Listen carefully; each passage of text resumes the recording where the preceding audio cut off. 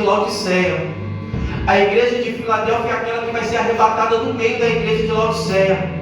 Mas a igreja de Laodiceia, ela está muito sossegada porque as necessidades dela estão sendo supridas. Ela não tem necessidade de mais nada.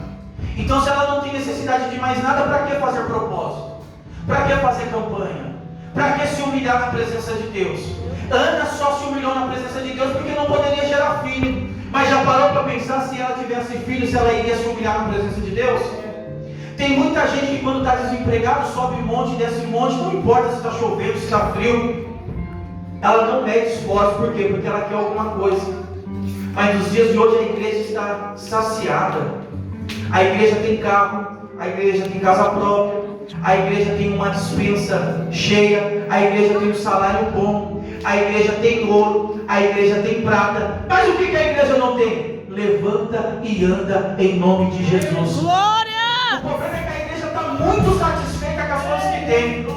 Só que as coisas que vai satisfazer a igreja também vai levar essa igreja para o inferno. Porque enquanto a igreja vem para o culto dela não é um culto racional. O culto dela é um culto irracional. Porque para ela não importa quem vai morrer ou quem já morreu. Para ela o que importa é que ela precisa bater o cartão dela de terça, quinta e domingo estar no culto. Se é que ela consegue bater o cartão. Mas ela não se importa com o paralítico que está à porta do templo. Porque o paralítico que está à porta do templo, ele quer entrar, ele não pode entrar porque tem um preconceito. O preconceito é o mesmo nos dias de hoje. Porque tem muitas pessoas que não vêm para a igreja. Vai evangelizar que você vai ver. A resposta é sempre a mesma: eu não tenho roupa. Porque na cabeça deles, eu preciso estar de uma certa forma para poder entrar dentro da igreja. É o culto da antiga aliança. O coxo está na porta da igreja. Só que ele não pode entrar porque ele é coxo. E coxo não pode entrar dentro do templo. Há um rótulo para aquela igreja da antiga aliança e há um rótulo para a igreja da aliança de hoje. Mas alguém está na porta. E esse alguém que está na porta está esperando que a igreja que vem cultuar na terça, na quinta e no domingo não se preocupe só com prata e com ouro, mas que ela se preocupe em ter na sua vida o Jesus que levanta e anda. O Jesus que vai trazer, vai saciar a sede daquele que está sedento. O Jesus que vai matar a fome daquele que está faminto. O Jesus que vai abrir a vista para o cego, que vai devolver a audição ao surdo. O Jesus que vai devolver a fala para aquele que não pode falar. Aquele que está lá fora está esperando que a igreja de fato e de verdade seja sal para a terra e luz para o mundo. Por que Jesus, irmãos, quando ele morreu, ele não entrou em processo de decomposição? Porque Jesus entendeu o que é ser sal para a terra. E sal conserva o corpo. A decomposição não tinha poder, porque aquele que estava ali era sal. E é por isso que Jesus olha para os fariseus e fala assim: ó, vocês são como sepulcro caiado. Por fora vocês estão bonitos, mas podre por dentro. Porque vocês não sabem o que é ser sal. Ser sal não é aparência, ser sal é essência. Ser sal não é ter uma oratória boa, mas ser sal é com as suas atitudes, com os seus gestos, você conseguir trazer alguém para a presença de Deus. Alguém muito sábio disse assim, ó: pregue em todo o tempo. Quando você não conseguir mais pregar, aí você fala. E aí nós questionamos: mas pregar não é falar? Claro que não. Pregar é com as suas atitudes, com os seus testemunhos. É por isso que nós somos uma carta de Cristo, que o mundo precisa ler. De 100 pessoas, uma vai ler a Bíblia, 99 vai ver você. E através de você, ela quer ver a imagem de Cristo. Jesus, ele foi para a cruz, irmãos. E Jesus na cruz, ele entende uma coisa: ele não pode retroceder no seu propósito. O problema da igreja é que a igreja tem um plano B.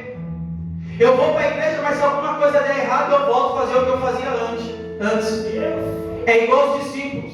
Jesus morreu, vamos voltar a pescar. Mas não foi o Jesus que falou: vocês não serão mais pescadores de peixe, mas sim de homens?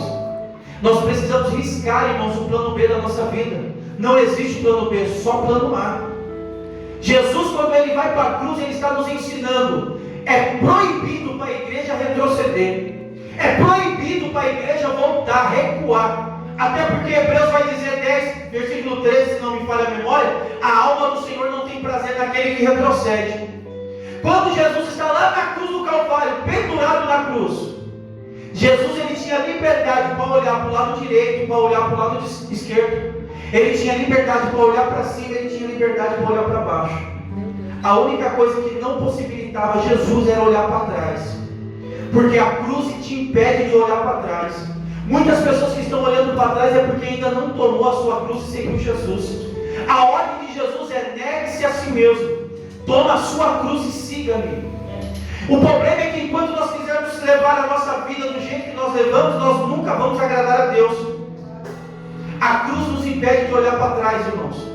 Há um madeiro que vai segurar a nossa cabeça, e essa madeira só nos vai proporcionar olhar para frente, olhar para os lados, porque olhar para os lados fala de resgatar aqueles que precisam, aqueles que estão fora do caminho. Olhar para frente fala de andar no propósito de Deus e nunca recuar.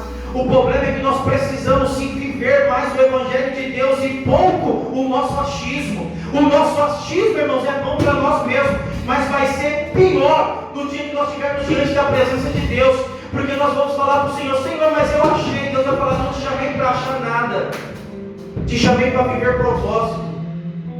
E viver propósito é entender que Jesus, ele morreu e ressuscitou para que nós pudéssemos estar aqui hoje. Então Paulo fala: apresentai os vossos corpos como sacrifício vivo, santo, agradável a Deus, que é o vosso culto racional. Se é para apresentar o corpo, é porque o culto tem que ser inteiro. Deus não aceita nada pela metade.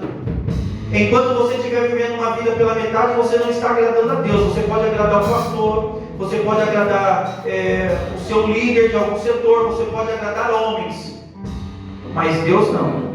Verdade. Deus, ele quer alguém que se entrega por inteiro, alguém que esteja disposto a mergulhar nas águas, alguém que tenha a mesma motivação que teve Sadraque, Mesaque e Abednego, que falou para Nabucodonosor: não nos compete de falar dessas coisas. Se o nosso Deus quiser, ele vai nos livrar. Se não quiser, ele não vai nos livrar. Mas diante de outro Deus nós não nos prostraremos. Irmãos, não é só cantar: se Deus abrir a porta, Deus é Deus. Não, é viver na prática. Se ele abrir a porta, ele é Deus, mas se ele não abrir a porta, continua sendo Deus. Se Deus curar de alguma enfermidade, ele é Deus, mas se não curar, ele continua sendo Deus. Amém, igreja? Se coloca de pé.